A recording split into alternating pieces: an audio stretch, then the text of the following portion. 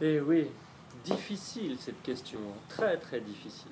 Mais, visuellement, vous avez tous remarqué effectivement que dans la zone de frappe, en tout cas au moment de l'impact, ma position était complètement différente. Faut-il encore comprendre pourquoi? Et puis, trouver la cause essentielle justement de cette différence de position. Alors on peut voir effectivement que mon appui est beaucoup plus sur la jambe arrière, sur la première. On peut voir, alors sensiblement je n'avais rien modifié hein, sur ma position de départ, sur ma prise d'élan, en tout cas si vous avez remarqué quelque chose, ça n'était pas volontaire.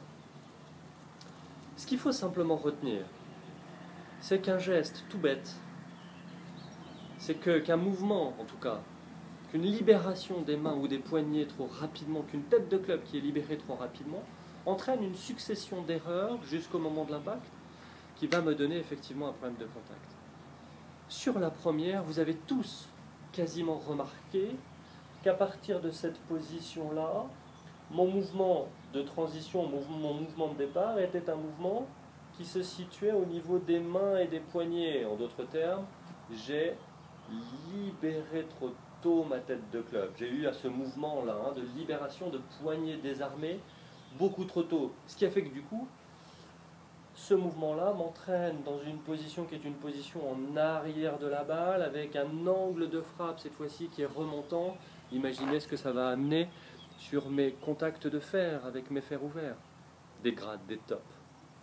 En tout cas des mauvais contacts, des balles hautes même quand elles sont bien prises, avec des trajectoires à droite.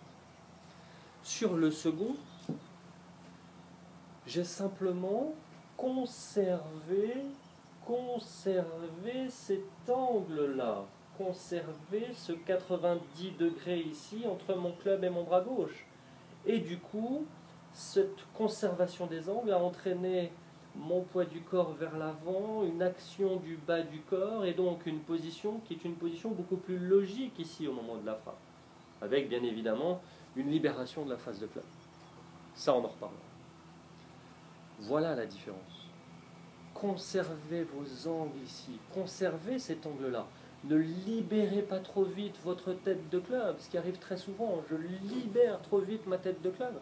Si je la libère trop vite, soit je vais en haut, soit je vais en bas, soit je gratte. Mais en tout cas, ce n'est pas du tout régulier. Donc entraînez-vous simplement au ralenti à amener votre club de cette manière-là.